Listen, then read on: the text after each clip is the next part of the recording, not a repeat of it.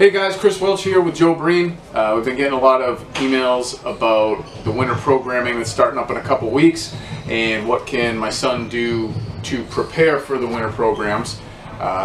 First thing I want to say is day one of our winter programs can be day one. If it's the first time you're doing anything baseball related, that's perfectly fine. That's how our programs are set up.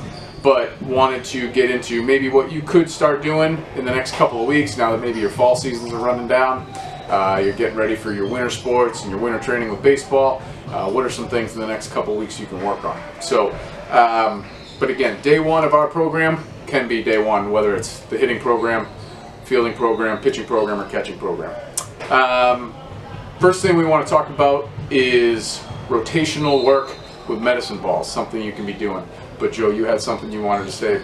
Yeah, I think a lot of people want to get into a lot of explosive work because that's what we're going to be training players and our athletes to be, is explosive hitters, explosive pitchers. Catchers need to be explosive coming out of the crouch, throwing runners out, which is all well and good, but I think a lot of strength coaches who talk to us about those types of things always mention that you need a good, strong base of strength first before you start working on anything explosive. So for example, if you wanted to work on explosive medicine ball rotational work, well, you should have a strong core, you should have strong legs first, so doing things like squats and obviously planks, things like that to strengthen your core, strengthen your legs are a much better way and safer way to start before you start getting into a lot of the more explosive and dynamic work, especially if you're adding things like medicine balls or weights to that. So if you have a trainer, obviously you can be talking to them about this, but let's just say someone out there is one of our younger athletes doesn't have a trainer. Some baselines on three things: planks, push-ups, self-squats. Is that something that you would recommend them doing?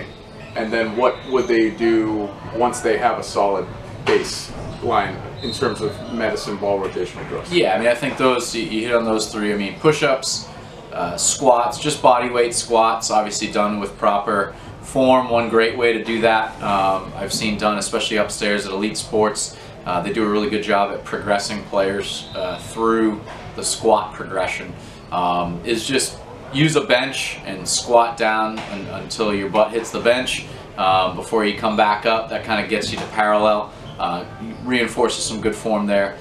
Planks, as we mentioned, to strengthen the core, as well as pull-ups. So being able to have some push-pull with your upper body, push-ups, pull-ups, squats, planks are a great way to start. As far as progressing with the med ball work, just doing some split stance.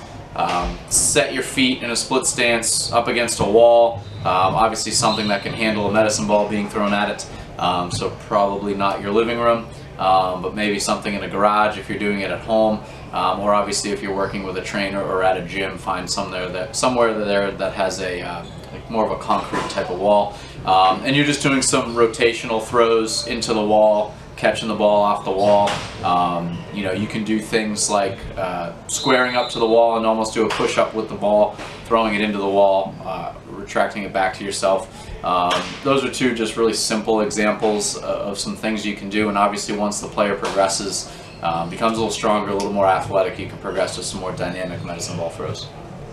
Yeah, it's good stuff. I mean, I think that the key is, obviously we're saying hitting, pitching, fielding, these skills that we're going to work on, we can certainly get going on those day one, but if you come in with a better baseline of strength, and we can gain a lot in a couple weeks, right? Especially if you're starting from scratch. Yeah, absolutely. I think a lot of kids, whether you're playing a sport or not this fall, especially the guys who did not play a sport this fall, I think it's realistic that many kids are probably not overly aggressive training when they're not playing a sport, especially the younger players. I think the kids who played football, the kids who played soccer, or maybe even for a travel basketball team or something like that during the fall are in pretty good shape.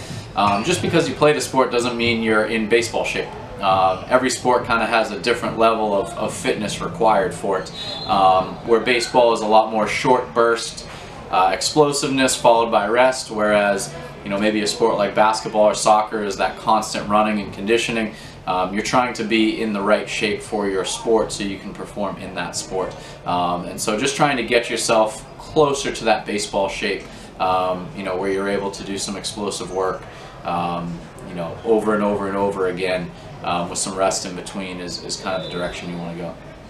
Yeah, I think that in terms of throwing is a question we get a lot. My biggest thing is if you're uncomfortable with your throwing patterns and your throwing movements, work on everything we just talked about and pick up the baseball for the first time the next time we see you in December, whether it's at a practice or in our skills training program.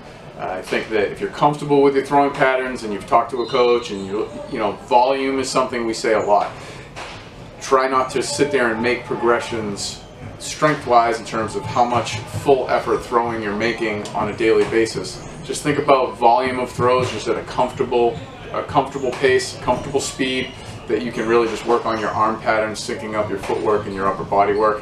But if you're not comfortable with anything I just said, just wait.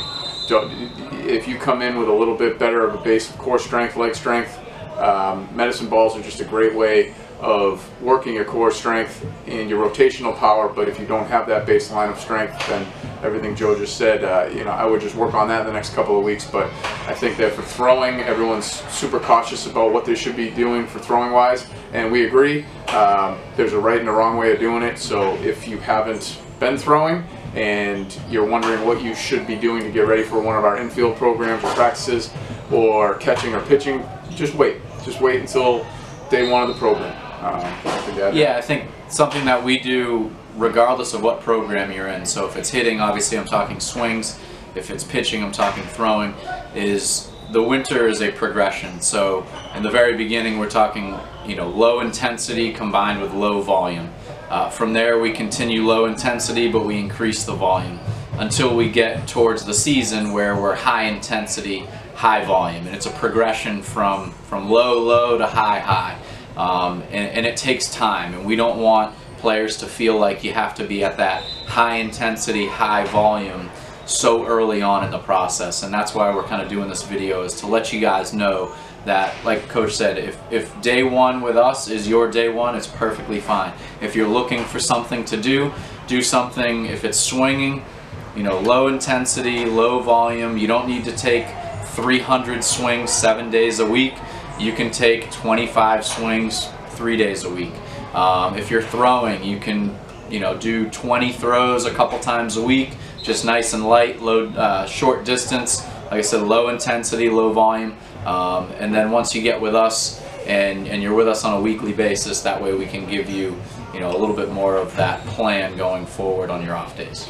Yeah, I think a great example of that is you're seeing a trend in baseball where New England pitchers are starting to be seen as a lot more valuable than even some of these Florida and Texas pitchers. And what's happening is they're going to these powerhouse programs like Vanderbilt's and Clemson's, and they're having a lot of success because they just don't have that wear and tear that some of those guys do. Whereas when I was growing up, it was always a big negative. Well, unless you're from Florida, you're never going to make it, you're never going to do this. Well, I think New England and RBI Baseball Academy and other facilities in this area, I mean, we're